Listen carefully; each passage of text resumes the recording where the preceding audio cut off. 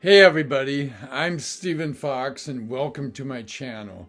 Today we got the word from Jerome Powell that we definitely are going to be slowed down as an economy. He didn't use the word crash, but slowing down was very much in play.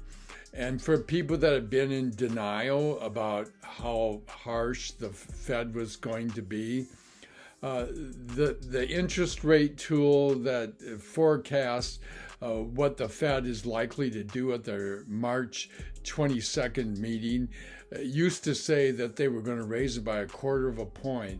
There was a 70% chance that they would do that. There was only a 30% chance of a half a point, a 0.5 increase in the interest rate. And after Powell got done talking today, they immediately flipped. It's now 70% chance that they're going to raise it by a half a point, and it's 25% chance, or you might as well say no chance, a small chance that they'll raise it only 0.25. And the reason is he was very definite in saying that things are just going too good for the economy. The economy is too strong. It's inflationary. They're worried about inflation getting settled in. In this clip, Jerome Powell, who's the president of the Federal Reserve, is presenting his thoughts on inflation and what's going to happen with interest rates. And it's about 6 minutes long. It's very clear what he says he's going to do. I don't say that much during the presentation just because I think it's pretty clear what he is saying. But at the end, I'm going to give you what I think it means for the stock market, which is quite significant. But before that, hang on.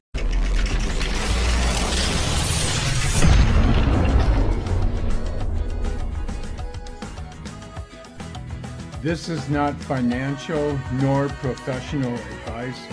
This video is for entertainment only. Chairman Brown, Ranking Member Scott, and other members of the committee, I appreciate the opportunity to present the Federal Reserve's semi-annual monetary policy report. My colleagues and I are acutely aware that high inflation is causing significant hardship, and we're strongly committed to returning inflation to our 2% goal. Over the past year, we've taken forceful actions to tighten the stance of monetary policy. We have covered a lot of ground, and the full effects of our tightening so far are yet to be felt. Even so, we have more work to do. Our policy actions are guided by our dual mandate to promote maximum employment and stable prices. Without price stability, the economy does not work for anyone. In particular, without price stability, we will not achieve a sustained period of labor market conditions that benefit all. I'll review the current economic situation before turning to monetary policy. The data from January on employment, consumer spending, manufacturing production, and inflation have partly reversed the softening trends that we'd seen in the data just a month ago. Good news Some of this is reversal bad. likely reflects the unseasonably warm weather in January in much of the country. Still, the breadth of the reversal, along with revisions to the previous quarter, suggests that inflationary pressures are running higher than expected at the time of our previous FOMC meeting. From a broader perspective, inflation has moderated somewhat since the middle of last year, but remains well above the FOMC's longer-run objective of 2%. Way above. The 12-month change in total PCE inflation has slowed from its peak of 7% in June to 5.4% in January, as energy prices have declined and supply chain bottlenecks have eased. Over the past 12 months, core PCE inflation, which excludes the volatile food and energy prices, was 4.7%. As supply chain bottlenecks have eased and tighter policy has restrained demand, inflation in the core goods sector has fallen. And while housing services inflation remains too high, the flattening out in rents evident in recently signed leases points to a deceleration in this component of inflation over the year ahead. That said, There is little sign of disinflation thus far in the category of core services excluding housing, a category that accounts for more than half of core consumer expenditures. To restore price stability, we'll need to see lower inflation in this sector, and there will very likely be some softening in the labor market conditions. Although nominal wage gains have slowed somewhat in recent months, they remain above what is consistent with 2% inflation and current trends in productivity. Strong wage growth is good for workers, but only if it's not eroded by inflation.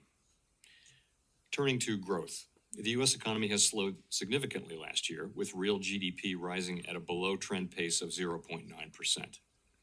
Although consumer spending appears to be expanding at a solid pace this quarter, other recent indicators point to subdued growth of spending and production.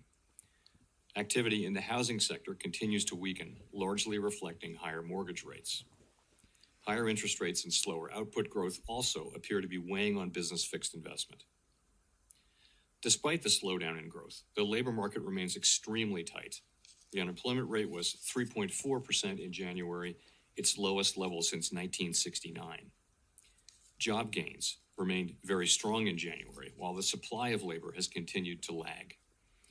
As of the end of December, there were 1.9 job openings for each unemployed individual, close to the all-time peak recorded last March, while unemployment insurance claims have remained near historical lows. Turning to monetary policy.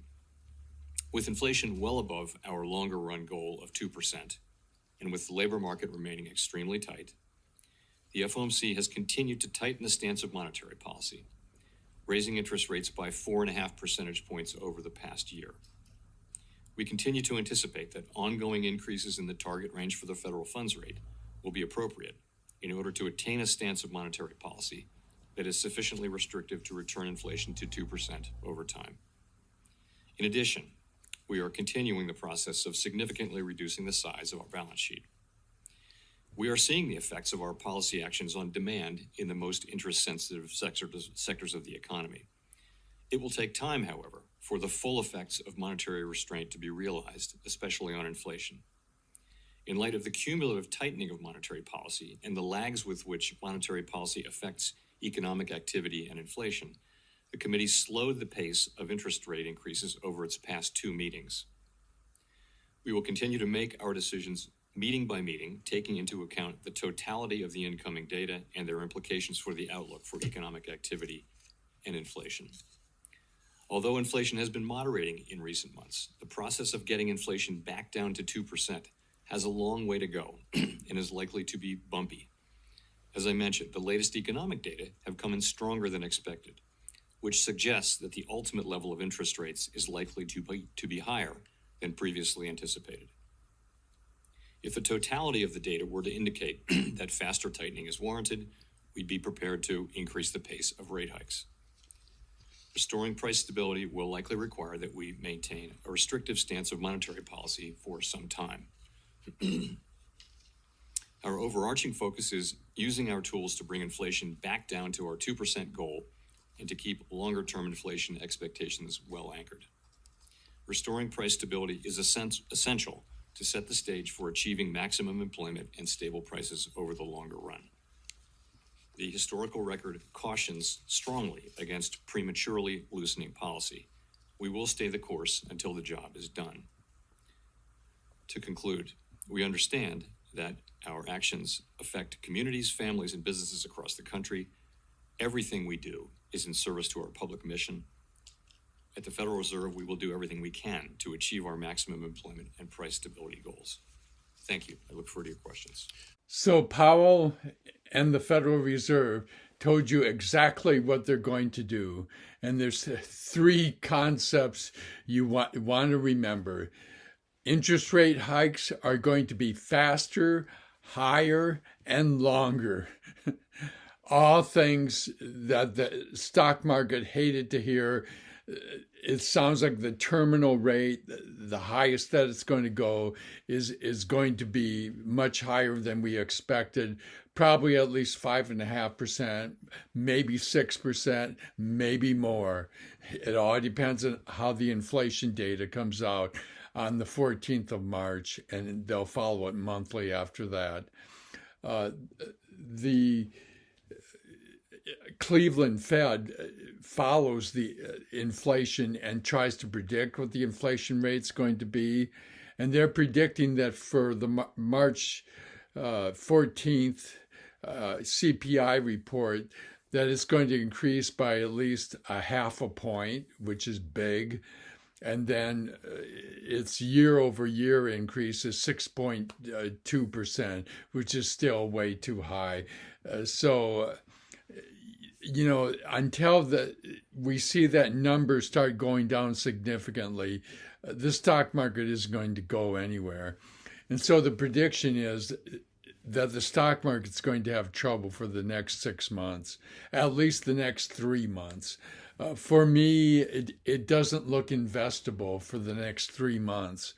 And I'm putting my money into money markets to draw interest. And the reason I'm doing money markets is because I can get my money out of the money markets quickly and put it back into the market if somehow inflation does turn around. I think that will happen. It's always a question of when.